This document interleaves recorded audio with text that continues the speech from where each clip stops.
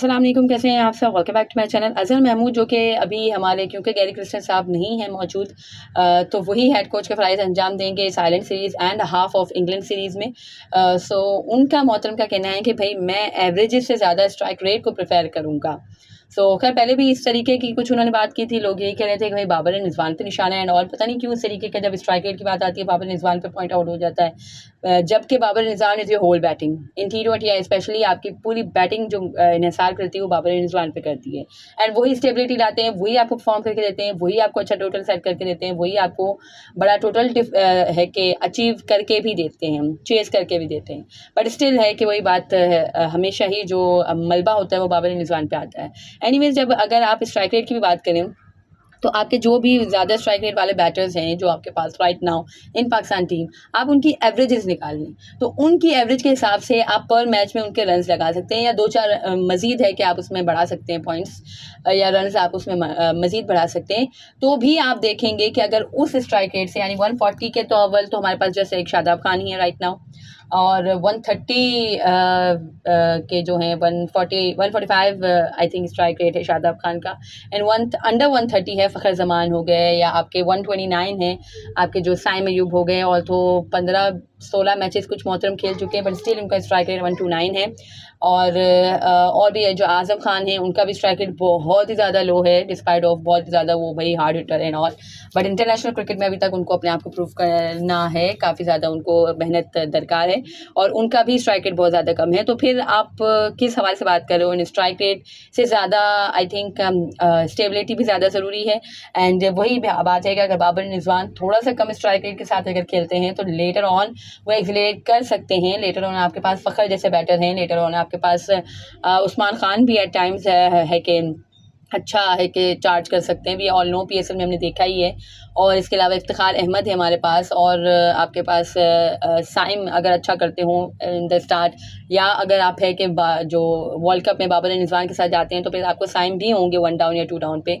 और भी है कि आपके पास अच्छे बैटर्स हैं, शादाब हैं, इमाद आपको एक्सीलरेट करके दे सकते हैं। तो आई थिंक अगर तो बाबर रिजवान थोड़े से कम स्ट्राइक रेट के साथ खेल के आपको स्टेबिलिटी ला के देते हैं, अंडर 10 ओवर्स अगर आपके हैं कि 80 रन्स भी करते हैं और कोई विकेट लूज़ नहीं होती तो would be great chance for Pakistan कि पाकिस्तान एक अच्छा टोटल सेट कर सकता है, एक अच्छा टारगेट अचीव भी कर सकता है।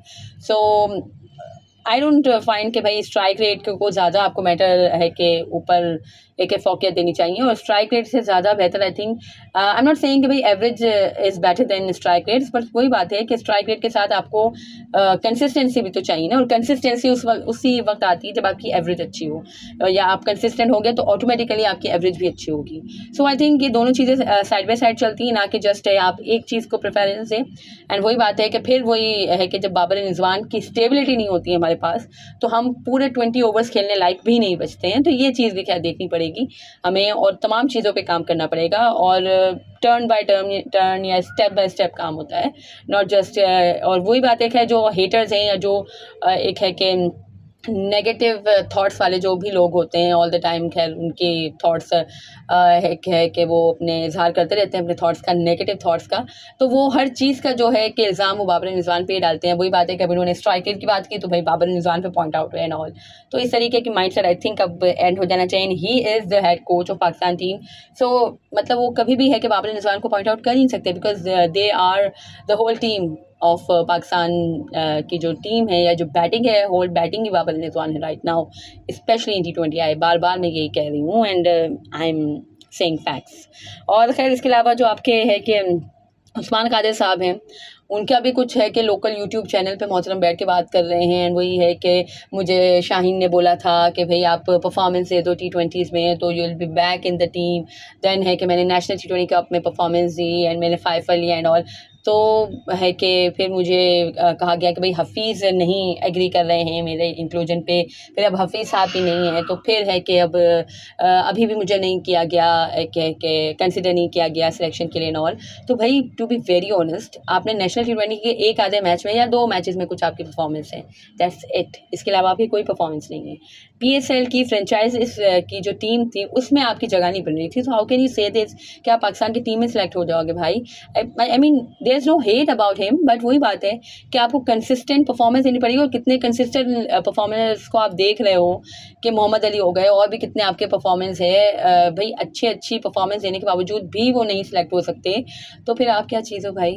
और इस तरीके की बात इट शुड नॉट बी। इससे पहले भी कुछ है कि उन्होंने इनजस्टिस एट इट स्पीक करके कोई है कि कमेंट वगैरह किया था, कोई पोस्ट की थी, एंड बाबर आजम से दोस्ती है तो इस वजह से कोई है कि बातें हो रही थी, सारे रूमर्स है कि सरगर्दा थी। बट वही बात है कि भाई परफॉर्मेंस ऐसी नहीं है आपकी कि आपको है कि टीम में रखा जाए। और वही बात है कि उसामा मीर की इतनी माइंड ब्लोइंग परफॉर्मेंस के बावजूद भी उसकी जगह नहीं बन रही टीम में, तो फिर आप क्या चीज़ हो भाई।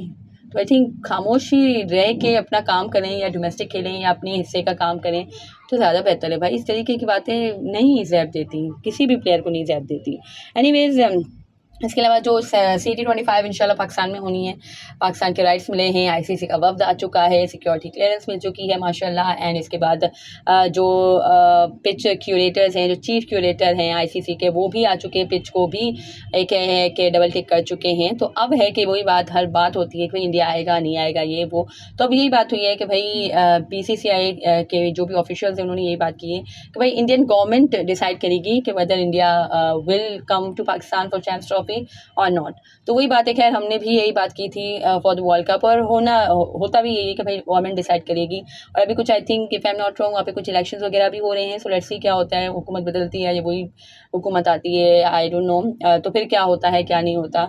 वरना ये है कि एंटी पाकिस्तान कार्ड तो हमेशा यूज़ होता रहता है, specially during the elections, we all no.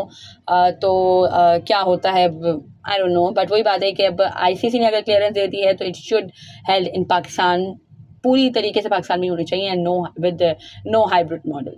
और ये आई थिंक फिर ICC का है कि ऊपर है, एंड ICC की जिम्मेदारी है, एंड ICC की पूरी एक है कि पूरा जो अब दारोमदार है वो ICC पर है कि वो किस तरीके से इंडिया को हैंडल करता है, इंडिया को पाकिस्तान लेके आता है। बिकॉज यहाँ पे तमाम सिक्योरिटी क्लियरेंसेज जब वो दे चुके हैं, so India should come here. So खैर that was it from this video. अगर आपको मेरी वीडियो पसंद आई हो तो लाइक कीजिएगा, share it with friends and family, and subscribe to my channel for more such content. अल्लाह हाफिज़, टेक केयर।